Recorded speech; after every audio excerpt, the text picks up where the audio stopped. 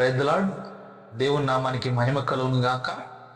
మరొక్కసారి ఈ విధంగా వాక్యాన్ని మీతో పంచుకోవడానికి ప్రభు అనుగ్రహించినటువంటి ఈ అవకాశాన్ని బట్టి ప్రభువును స్తుతిస్తుంటున్నాను. ఈ సమయంలో మనం వాక్యాన్ని ధ్యానం చేస్తున్నాం. పరిశుద్ధ గ్రంథంలో నుండి 86వ కీర్తన 7వ వచనమును మనం చదువుకుందాం. నీవు నాకు ఉత్తరం ఇచ్చేవాడు కనుక నా ఆపత్కాలమందు నేను నీకు మొరపెట్టేదను. పరిశుద్ధ గ్రంథంలో రాయబడింది, ఆపత్కాలమందు దేవునికి మొరపెడితే దేవుడు ఉత్తరం ఇచ్చేవాడని ఇక్కడ వాక్యంలో మనం చదువుకుంటున్నాం. మన దేవుడు ఎలాంటి వాడంటే ఆపదలలో ఆదుకునే దేవుడే ఉంటున్నాడు. కష్టాలలో నిన్ను నన్ను కూడా ఆదుకునే ప్రభువు ఉంటున్నాడు.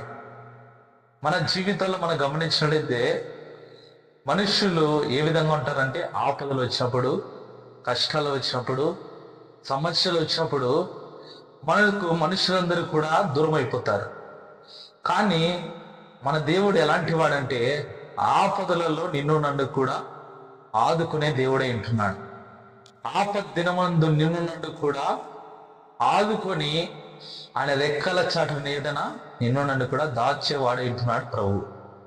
అందుకే ఇక్కడ పరిశుద్ధ గ్రంథంలో రాయబడింది, ఆపత్కాలమందు నీవు ఎప్పుడైతే ప్రభువుకు మొరపెడతావో ప్రభు నీకు ఉత్తరం ఇచ్చేవాడే ఉన్నాడు. అది ఏ ఆపద అయినా కావచ్చు, ఏ కష్టమైనా కావచ్చు, ఏ యొక్క సమస్య అయినా కావచ్చు. ప్రభు ఎలాంటి వాడంటే ఆపద వచ్చినప్పుడు నిన్ను నన్ను కూడా ఆదుకునే దేవుడు అంటున్నాడు. మనుషులు వారి జీవితాల్లో మనం గమనించినట్లయితే ఒకవేళ మనకు ఏదైనా ఆపద వచ్చినప్పుడు వాళ్ళు సహాయము చేయాలని వారికి ఆలోచన ఉన్నప్పుడు, లేకుంటే సమస్యను వారికి తీర్చగలుగుతామని వారికి అర్థమైనప్పుడు మాత్రమే మమ్మల్ని ఆదుకుంటాడు. కానీ కొన్ని సమయాల్లో మనుషులందరూ కూడా, బంధువులు, రక్త సంబంధికులు, స్నేహితులందరూ కూడా ఆపదలు వచ్చినప్పుడు, కష్టాలు వచ్చినప్పుడు, సమస్యలు వచ్చినప్పుడు, ఇబ్బందులు వచ్చినప్పుడు మనకు అందరూ కూడా దూరం అయిపోతారు. అలాంటి సమయంలో ఆదుకునే ప్రభువు దగ్గరికి వచ్చి నీవు ఎప్పుడైతే మొర పెడతావో తప్పకుండా నీ మొరను ఆయన ఆలకించేవాడైనాడు. అందుకే వాక్యంలో రాయబడింది, నాకు మొరపెట్టుము నేను నీకు ఉత్తరం ఇచ్చేదనని పరిశుద్ధ గ్రంథంలో రాయబడింది. ఈ సమయమందు ఎవరైతే ఈ మాటలు వింటున్నారో, ఆపద వచ్చిందని మీరు కృంగిపోతుంటున్నారా? ఆపద వచ్చిందని భయపడుతుంటున్నారా? ఆపద వచ్చిందని మీరు ఎవరినన్ను ఈ యొక్క ఆపదల నుంచి తప్పిస్తారు, విడిపిస్తారని నీవు ఆలోచన చేస్తూ ఉంటున్నావా? ఈ సమయమందు ప్రభు వాక్యం చేత మాట్లాడుతుంటున్నాడు. ఆపత్కాలమందు నేను నిన్ను ఆదుకుంటానని ప్రభు మనతో మాట్లాడుతుంటుండగా, ఆపద వచ్చినప్పుడు మనము ప్రభువుకు మొరపెట్టినప్పుడు ప్రభు తప్పకుండా మనకు సహాయం చేయవాడై ఉన్నాడని, మనం ఆయన మీద ఆదుకున్నప్పుడు, ఆయన యందు విశ్వాసం వచ్చినప్పుడు ప్రభు మనకు తప్పకుండా సహాయం చేయవాడై ఉన్నాడు. అందుకే పరిశుద్ధ గ్రంథంలో రాయబడింది, నీ భారము యెహోవా మీద మోపము ఆయన నిన్ను ఆదుకొనునని పరిశుద్ధ గ్రంథంలో రాయబడింది. నీవు ఏ భారము చేత నింపబడి ఉంటున్నావో, పాప భారమా, ఆర్థిక సమస్యలనే భారమా, లేకుంటే చెప్పుకోలేని సమస్యలు అవే నీకు భారముగా ఉంటున్నాయా? లేకుంటే నీ జీవితంలో కష్టాలే, ఇబ్బందులే, కుటుంబమే నీకు భారముగా ఉందా? నీ భారము యెహోవా మీద మోపము ఆయన నిన్ను ఆదుకునే దేవుడు ఉంటున్నాడని మనము తెలుసుకొని ఆయనకు మొరపెట్టినట్టయితే తప్పకుండా నీ ఆపదలన్నిటి నుంచి ప్రభువు విడిపించేవాడైనాడు. ఇంతకు ఆపద వచ్చినప్పుడు మనం ఏం చేయాలంటే పరిశుద్ధ గ్రంథంలో రాయబడింది, ప్రభువును వెదికే వారమై ఉండాలి. 77వ కీర్తన 2వ వచనాన్ని మనం చదువుకుందాం. 77వ కీర్తన 2వ వచనంలో మనం గమనించినట్లయితే అక్కడ ఈ విధంగా రాయబడింది, నా ఆపత్కాలమందు నేను ప్రభువును వెదకి తిని. ఆపద వచ్చినప్పుడు ఇక్కడ ఎవరిని ఎతకడం జరిగిందంట? ప్రభువును. వాక్యంలో రాయబడింది, అడుగుడి మీకు ఇయ్యబడును, వెదకుడి మీకు దొరుకును, తట్టుడి మీకు తీయబడునని పరిశుద్ధ గ్రంథంలో రాయబడింది. మన జీవితాల్లో మనం ఒకటి తెలుసుకోవాలి, ఆపద వచ్చినప్పుడు మనం ప్రభువుని వెతికే వారమై ఉండాలి. వెతికినప్పుడు తప్పకుండా ఆయన మనకు దొరికేవాడైంటున్నాడు. ఆయన దొరికిన తర్వాత మనకేం కలుగుతుందంటే ఆ ఆపదల నుంచి ప్రభు తప్పకుండా మనం విడిపించేవాడైంటున్నాడు. అందుకే పరిశుద్ధ గ్రంథంలో మనం చదువుకుని ఉంటున్నాం, నా ఆపత్కాల ముందు నేను ప్రభువును వెదకితి. మనకైతే ఆపదలు వస్తే మనం ఏం చేస్తామంటే మనుషులను వెతుకుతూ ఉంటాం. లేకుంటే ఈ ఆపద నుంచి మనల్ని ఎవరు తప్పిస్తారని మనము మనుషుల వైపును చూచి వారిని వెతుకుతూ ఉంటాం. కానీ దేవుని వాక్యంలో రాయబడింది, ఇక్కడ భక్తుడు ఏం చేశాడంటే ఆపద వచ్చినప్పుడు, కష్టం వచ్చినప్పుడు, నష్టం వచ్చినప్పుడు మనుషులను వెతకలేదు, కానీ ప్రభువును వెతికినట్లు ఇక్కడ వాక్యంలో మనం చూస్తుంటున్నాం. ఇది నన్ను మనుషుల ఆపదలు వస్తే దేవుణ్ణి వెతకవలసింది పోయి, లేకుంటే దేవునికి మొరపెట్టవలసింది పోయి ఇంకొక వాటి మీద ఏం చేస్తుంటారంటే ఆధారపడడం, ఈ లోకంలో ఉన్న వాటిని వెతకడం, ఈ లోకంలో ఉన్న వాటిని అనుసరించడం మనం చూస్తూ ఉంటాం. ఆపద వచ్చిన సమయంలో ఇక్కడ భక్తుడు ఏమంటున్నాడు, ప్రభువును వెతికాడంట. ఈ సమయం ముందు ఆపద వచ్చినప్పుడు మనము కూడా ఏం చేసేవారమైనా అంటే ప్రభువును వెతికే వారమై ఉండాలి. ప్రభు దగ్గరికి పోయి మనము ఆయనకు ప్రార్థన చేసేవారమై ఉండాలి. తప్పకుండా ప్రభువు నీకు నాకు సహాయం చేసేవాడైనాడు.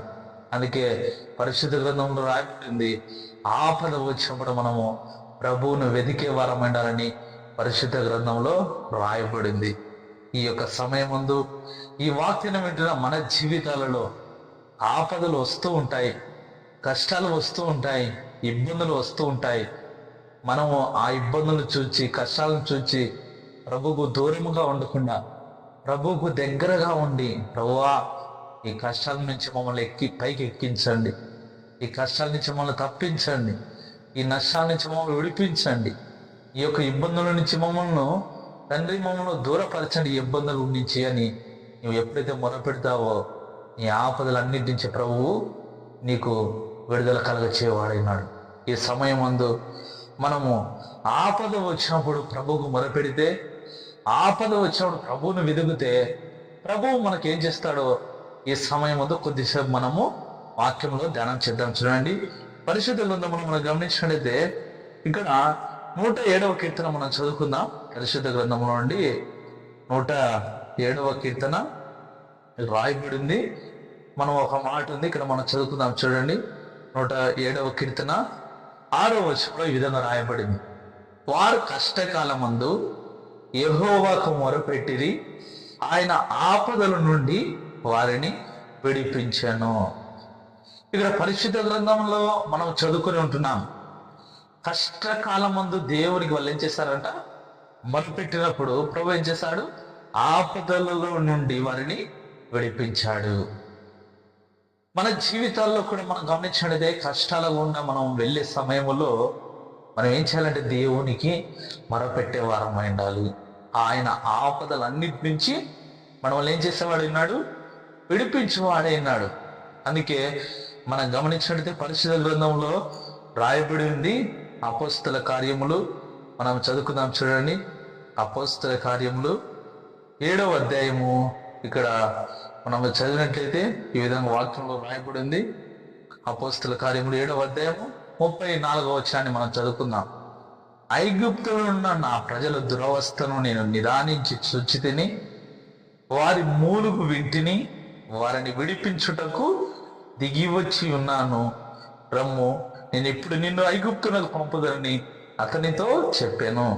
ఇక్కడ వాక్యంలో గమనించినట్లయితే కష్టకాలమందు యెహోవాకు మొరపెట్టినప్పుడు వారిని ఆపదల నుంచి ప్రభు ఏం చేశాడు, విడిపించాడని మనం చదువుకుని ఉంటున్నాం. ఇక్కడ ఇశ్రాయేలు ప్రజలు 430 సంవత్సరాలు ఐగుప్తు దాస్యములో ఉండడం మనం చూస్తాం పరిశుద్ధ గ్రంథంలో. అలాంటి సమయంలో వాళ్ళు ఏం చేశారంట, దేవునికి మొరపెట్టారు, దేవుణ్ణి వెదికారు. అప్పుడు ఏం జరిగిందంటే వాక్యంలో రాయబడింది, ఐగుప్తులోనున్న నా ప్రజల దురవస్థను నేను నిదానించి చూచితిని. ఆపదల్లో ఉన్నటువంటి ఇశ్రాయేలు ప్రజలను ప్రభు ఏం చేశాడంట, వారిని చూచాడు. వారి దురవస్థను ప్రభువు చూచాడు, వారి మూలుగులను విన్నాడు. అందుకే రాయబడింది, వారిని విడిపించడానికి ప్రభువు దిగి వచ్చి ఉంటున్నాడు. దేవుని నామానికి మహిమ కలుగును గాక. ఆదుకునే ప్రభు మన దేవుడు. ఆపదలలో మనుషులు నిన్ను ఆదుకోకపోయినా, నీవు ఆపద వచ్చినప్పుడు, కష్టాలు వచ్చినప్పుడు ప్రభువుకు మొరపెట్టితే ప్రభు ఏం చేస్తాడంట? నిన్ను ఆదుకుంటాడని పరిశుద్ధ గ్రంథంలో మనము చదువుకుంటున్నాం. ఇశ్రాయేలు ప్రజలు వారు మూలుగులను ప్రభు విని, వారి దురవస్థను ప్రభువు చూచి, వారిని ఆపదల నుంచి విడిపించడానికి, ఐగుప్తు దాస్యము నుంచి వారికి విడుదల కలగజేయడానికి ప్రభువు వారి కొరకు దిగి రావడం ఇక్కడ వాక్యములో మనము చదువుకుంటున్నాం. మన దేవుడు ఎలాంటి వాడంటే ప్రేమాస్వరూపైన, ఆయన ప్రేమించే దేవుడు. ఆయన నిన్ను నన్ను కూడా విడిపించే దేవుడు. నీ జీవితంలో నీవు ఎదుర్కొన్నటువంటి కష్టాల నుంచి నీకు విడుదల కలగజేసే దేవుడు, నీ బాధను తొలగించే దేవుడు, నీ కన్నీరును తుడిచే దేవుడు ఆయన. అందుకే ఇక్కడ పరిశుద్ధ గ్రంథంలో రాయబడింది, ప్రభువే వారిని విడిపించడానికి, ప్రభువే వారికి విడుదల కలగజేయడానికి, ప్రభువే వారిని స్వతంత్రులుగా వారికి విమోచన కలగజేయడానికి ప్రభువే వారి కొరకు దిగి రావడం ఇక్కడ వాక్యంలో మనము చదువుకుంటున్నాం. ఈ సమయం ముందు మన జీవితాల్లో కూడా కష్టం వచ్చినప్పుడు, నష్టం వచ్చినప్పుడు, లేకుంటే అనారోగ్యం వచ్చినప్పుడు, అప్పులు ఉన్నప్పుడు, సమస్యలు ఉన్నప్పుడు మనము ప్రభువుకు మొరపెట్టినప్పుడు ప్రభువు మనల్ని ఏం చేస్తాడంట? ఆపదలన్నిటి నుంచి ప్రభువు విడిపించే వాడైనాడని ఇక్కడ పరిశుద్ధ గ్రంథంలో మనము చూస్తుంటున్నాం, ధ్యానించుకుంటున్నాం. ఈ సమయం ముందు ఆపదలు గుండా, నష్టాలు గుండా, కన్నీరు గుండా, చెప్పుకోలేని సమస్యలు గుండా ఎందరైతే వెళుతుంటున్నారో వారందరూ ప్రభువును ఆశ్రయించినట్లయితే, ఆపత్కాలంలో ప్రభువు ఆదుకుంటాడని ఎవరైతే నమ్ముతారో, విశ్వసిస్తారో వారి యొక్క కష్టాలను ప్రభువు తొలగించేవాడైనాడు, దుఃఖాన్ని తొలగించేవాడైనాడు. వారి బాధలను చూచి ఆ బాధల నుంచి ప్రభువు విడిపించేవాడైనాడు. అందుకే వాక్యం రాయబడింది, మన దేవుడు ఎలాంటి వాడంటే ఆపత్కాలములలో నిన్ను నన్ను కూడా ఆదుకునేవాడు అంటున్నాడు.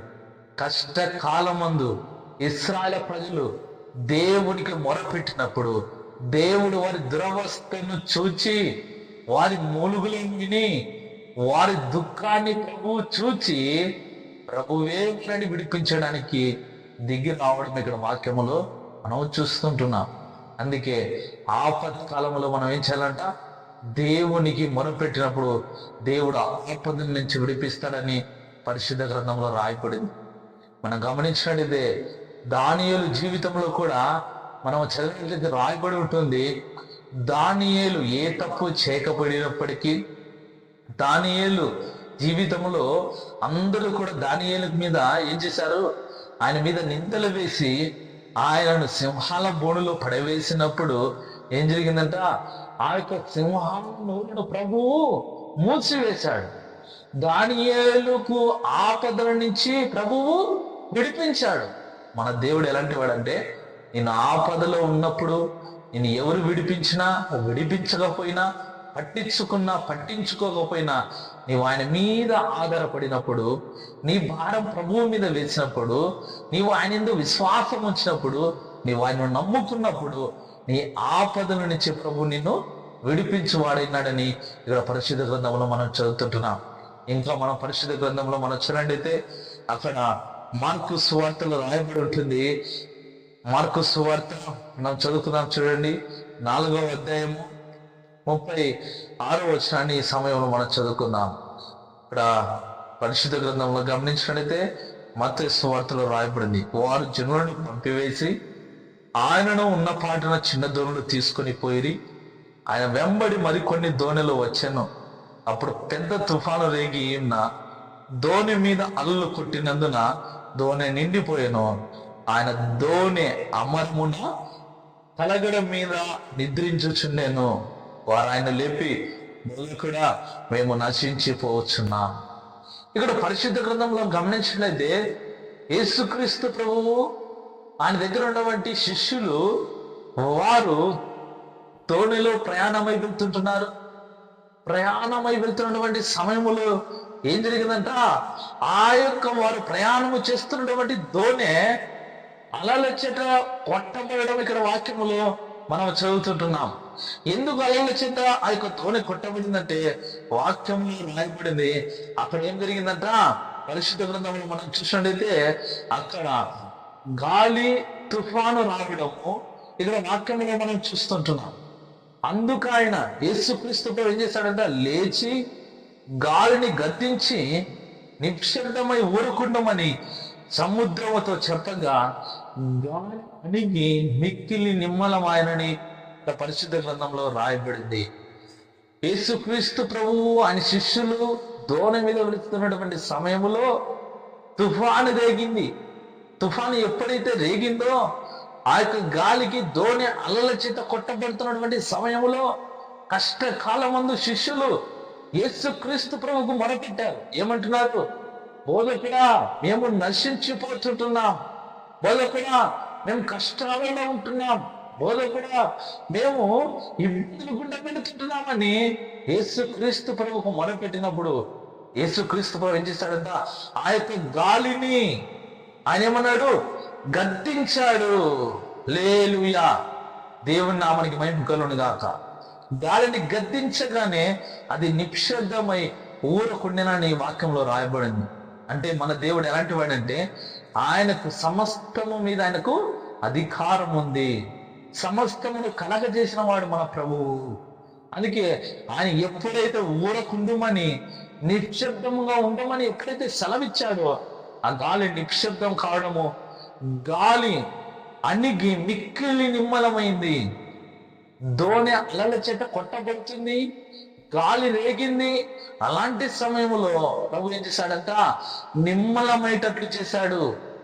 శిష్యులు మొరపెట్టారు, నశించిపోతుంటున్నాం బోధకుడు అని మొరపెట్టినప్పుడు ప్రభు ఏం చేశాడు, ఆ యొక్క గాలిని ఆ యొక్క తుఫానును ప్రభువు నిమ్మలపరచడం ఇక్కడ వాక్యములో మనం చూస్తుంటున్నాం.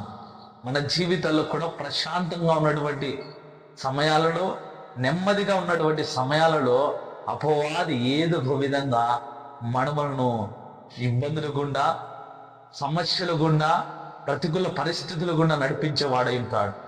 అలాంటి సమయంలో మనం యేసుక్రీస్తు ప్రభువుకు మొరపెట్టేవారమైన, మొరపెట్టినప్పుడు ప్రతి పరిస్థితిని ఆయన నిమ్మలపరిచేవాడైనాడు, ప్రతి విషయంలో ఆయన నెమ్మదిని కలగజేసేవాడైనాడు.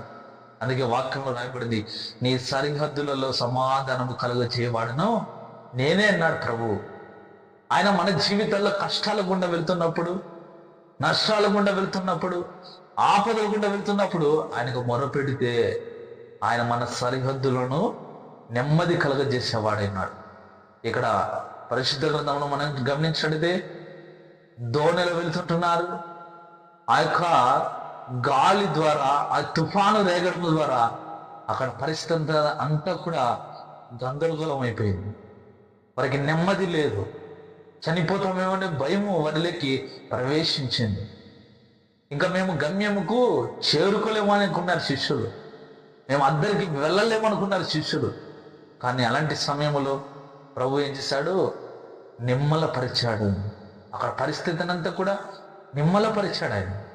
ఈ సమయంలో వాక్యం ఉంటుందా, మన జీవితాల్లో కూడా నెమ్మది లేకుండా ఉందా, సమాధానం లేకుండా ఉందా, శాంతి లేకుండా ఉందా? ఈ సమయం ముందు ఈ మాటలు వింటున్న మన జీవితాలలో ప్రభువుకు మొరపెడితే మన సరిహద్దులలో సమాధానాన్ని అనుగ్రహించేవాడైనాడు. మనకు ఆయన నెమ్మదిని కలగజేసేవాడైనాడు. మనకు ఆయన క్షేమాన్ని అనుగ్రహించేవాడైనాడు. నశించిపోతున్నటువంటి మన జీవితాలలో మనల్ని మంచి యొక్క దినాలలోకి ఆయన నడిపించేవాడైనాడు. కనుక ఆపద కాలంలో ఈ యొక్క దేవుని ప్రజలు ఏం చేశారంట, దేవునికి మొరపెట్టారు. అప్పుడు ప్రభు ఏం చేశాడు, వారిని విడిపించడం ఇక్కడ వాక్యములో మనం చదువుకుంటున్నాం. చూడండి, ఇక్కడ పరిశుద్ధ గ్రంథంలో గమనించినట్టయితే ఇక్కడ అపోస్తలుడైనటువంటి పౌలు ఆపదల గుండా వెళ్ళినప్పుడు ప్రభు ఆ యొక్క పౌలును ఏ విధంగా ఆదుకున్నాడు కూడా మనం చూద్దాం. చూడండి, పరిశుద్ధ గ్రంథంలో నుండి కొరింథీయులకు రాసిన 2వ పత్రిక 11వ అధ్యాయము మనము 26వ వచనాన్ని మనం చదివినట్లయితే పౌలు ఏ విధంగా అతడు ఆపదలలో చిక్కుకున్నాడో, ఆపదలన్నిటి నుంచి ప్రభు ఏ విధంగా విడిపించాడో మనం చదువుదాం. చూడండి, అనేక పర్యాయములు ప్రయాణములలోను, నదుల వలనైన ఆపదల్లోనూ, దొంగల వలనైన ఆపదల్లోనూ, నా స్వజనుల వలనైన ఆపదల్లోనూ, అన్ని జనుల వలనైన ఆపదల్లోనూ, పట్టణములో ఆపదలను, అరణ్యములో ఆపదలోను, సముద్రములో ఆపదలోను, కపట సహోదరుల వలన ఆపదలలోనూ ఉండినని ఇక్కడ పరిశుద్ధ గ్రంథంలో రాయబడింది. అపొస్తలుడైన పౌలు దేవుని యొక్క సువార్త పనిలో అతడు కొనసాగుతున్నటువంటి సమయంలో ఎన్ని ఆపదలు ఎదుర్కొన్నాడు ఇక్కడ వాక్యంలో రాయబడింది. చూడండి, ఇక్కడ వాక్యంలో గమనించినట్టయితే అపొస్తలుడైన పౌలు సౌలుగా ఉన్నప్పుడు అతనికి ఆపదలు లేవు.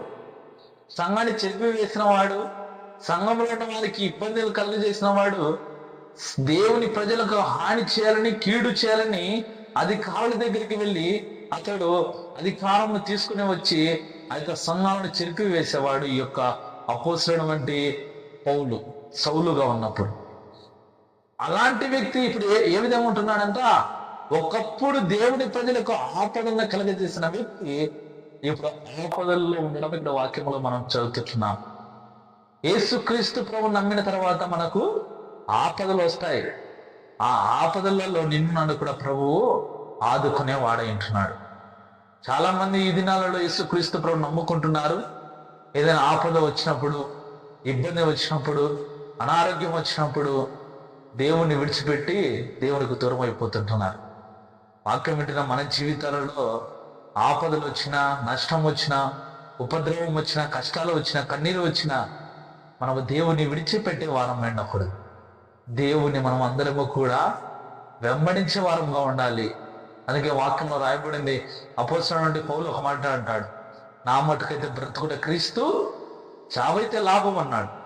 ఆ విధంగా మనము కూడా ఆపదలు వచ్చినా, ఇబ్బందులు వచ్చినా, సమస్యలు వచ్చినా, శోధనలు వచ్చినా దేవుని మాత్రం మనం విడిచిపెట్టకూడదు. దేవుడు ఏమంటున్నాడు, నేను విడవను ఎడబాయను అంటున్నాడు ప్రభు. మన జీవితాల్లో కూడా మనము దేవుణ్ణి విడిచిపెట్టే వారంగా ఉండకుండా దేవుణ్ణి పట్టుకునే వారం ఉండాలి, దేవుని మీద ఆధారపడే వారం ఉండాలి.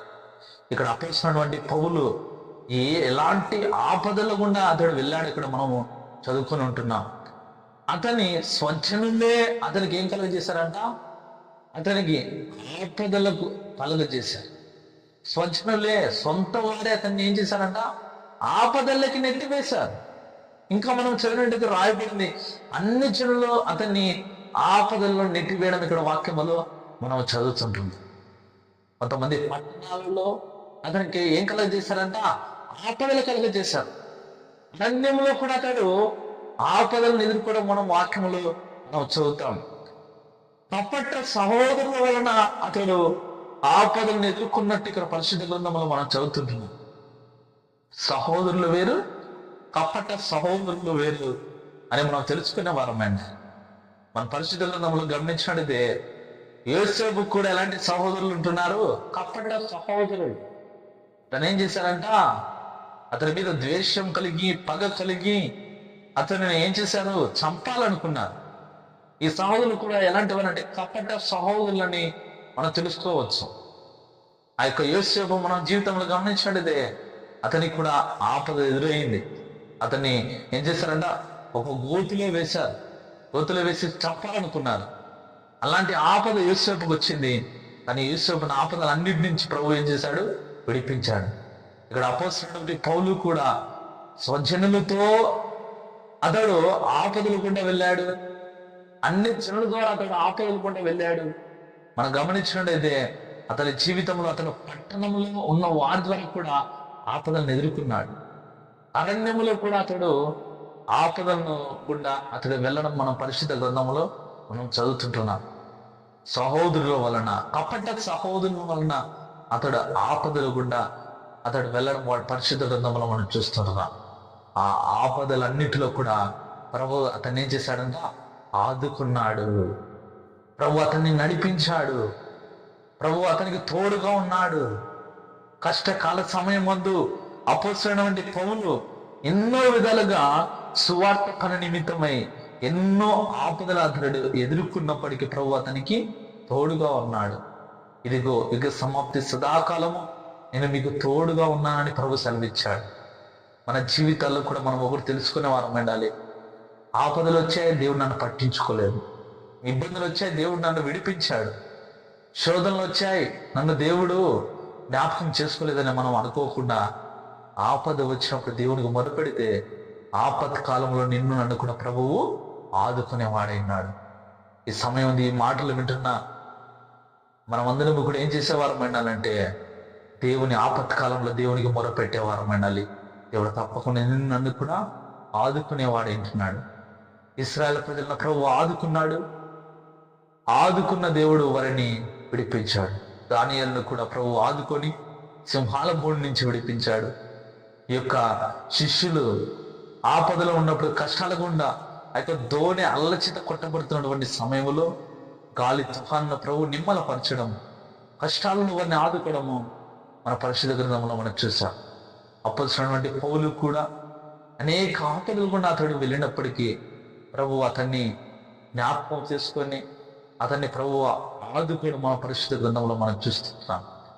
ఈ సమయం ఈ మాటలు వింటున్నా మీ జీవితాల్లో కూడా ఎన్నో ఆపదలు ఉన్నా, ఇబ్బందులు ఉన్నా, ప్రతికూల పరిస్థితులు ఉన్నా, రోగాలు ఉన్నా, నీ జీవితంలో చెప్పుకోలేని సమస్యలతో నీవు కృంగిపోతూ ఉన్నా, ఈ సమయం ఈ మాటలు విని మనం ప్రభు యందు విశ్వాసం ఉంచి ఆయన నమ్ముకొని ఆయన మీద ఆధారపడి ఆయన వెదిగినట్లయితే, ఆయన మీద మనము విశ్వాసం ఉంచినట్లయితే ప్రభు నిన్ను నన్ను కూడా ఆదుకొని నీ జీవితాలలో గొప్ప కార్యాలు చేసేవాడైనాడు. కనుక వాక్యమైన మన జీవితంలో ఆపద వచ్చినప్పుడు ప్రభువు మొరపెడితే ఆపద కాలం ముందు నిన్ను నన్ను కూడా ఆదుకునేవాడైనాడే మనము ధ్యానించుకుని ఉంటున్నాం.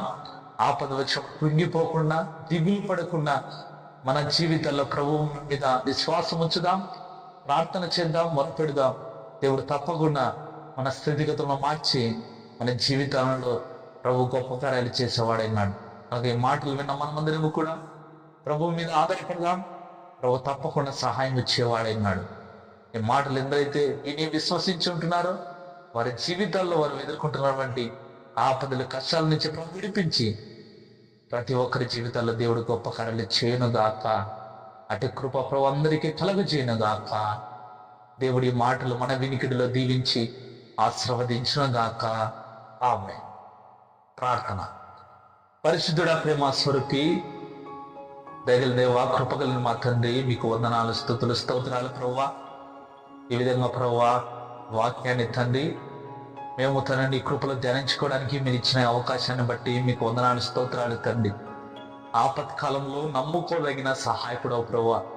అవునైనా ఈ లోకంలో మాకు ఆపదలు వచ్చినప్పుడు బంధుమిత్రులు, స్వజనులు, రక్త సంబంధికులు ఎవరు కూడా తండ్రి ప్రభావం అయ్యా పట్టించుకోరు నాయన. అయ్యా ఈ లోకం అంతా కూడా స్వార్థముతో నింపబడింది నాయన. అయ్యా ఇదిగో తండ్రి మీరైతే స్వార్థము లేని దేవుడవు నాయన. మా స్వరూపివే మంచి దేవుడవు, ఆ పరిస్థితులన్నీ కూడా ఎరిగిన వాడు నాయన, చాలని దేవుడవు ప్రభువా. నీకు వందనాలు, స్తోత్రాలు. ఆపత్కాలం ముందు నీవు మొరపెడితే మీరు తండ్రి మీరు తప్పకుండా సహాయం చేస్తారని వాక్య లేఖనాల ద్వారా మాతో మాట్లాడిన విధానాన్ని బట్టి మీకు వందనాలు, స్తోత్రాలు తండ్రి. అవునాయనా, ఇదిగో ప్రభువా, ఇశ్రాయేలు ప్రజల జీవితంలో వారి ఆపద వచ్చినప్పుడు, కష్టాలు వచ్చినప్పుడు మీకు మొదలుపెట్టినప్పుడు నాయన వారిని ఆపదల నుంచి విడిపించారు తండ్రి. మీకు స్తోత్రాలు, మీకు వందనాలు. ఇదిగో ప్రభువా, శిష్యులు తండ్రి దోణిలో ప్రయాణమై వెళ్తున్నటువంటి సమయంలో బోధకులను మేము నశించిపోతుంటున్నాము అని ఆ యొక్క ఆపద సమస్య వచ్చినప్పుడు నాయన వారికి భయం కలిగినప్పుడు అయ్యా ఇదిగో తండ్రి ప్రభువా నీకు మొరపెట్టినప్పుడు తండ్రి మీరు గాలి తుఫాను తండ్రి ప్రభువా గద్దించి నిమ్మలపరిచిన దేవుడవు నాయన. మీకు స్తోత్రాలు, మీకు వందనాలు. ఇదిగో తండ్రి అయ్యా దానియేలును తండ్రి సింహాల బోడు నుంచి అతన్ని విడిపించారు ప్రభువా. మీకు స్తోత్రాలు, మీకు వందనాలు. అపోస్తలుడైనటువంటి పౌలు అనేక ఆపదలు గుండా వెళ్ళినప్పుడు ఆయన ఆపదల్లో మీరు తోడుండి ఆయన రక్షించిన తండ్రి. మీకు స్తోత్రాలు, మీకు వందనాలు. ఈ మాటలు ఎందరైతే విన్నారో నాయన వారు ఏ ఆపదల్లో ఉంటున్నారో వారిని జ్ఞాపకం చేసుకొని మరి ఆపదలన్నిటి నుంచి విడిపించి వారి జీవితాల్లో గొప్ప కార్యాలు మీరు జరిగించి మీరు మాత్రమే మహిమ, ఘనత, ప్రభావం పొందుకోమని నజరేయుడైన యేసుక్రీస్తు అతి పరిశుద్ధ నామములో ప్రార్థించి అడిగి వేడుకుంటున్నాము తండ్రి. ఆమేన్.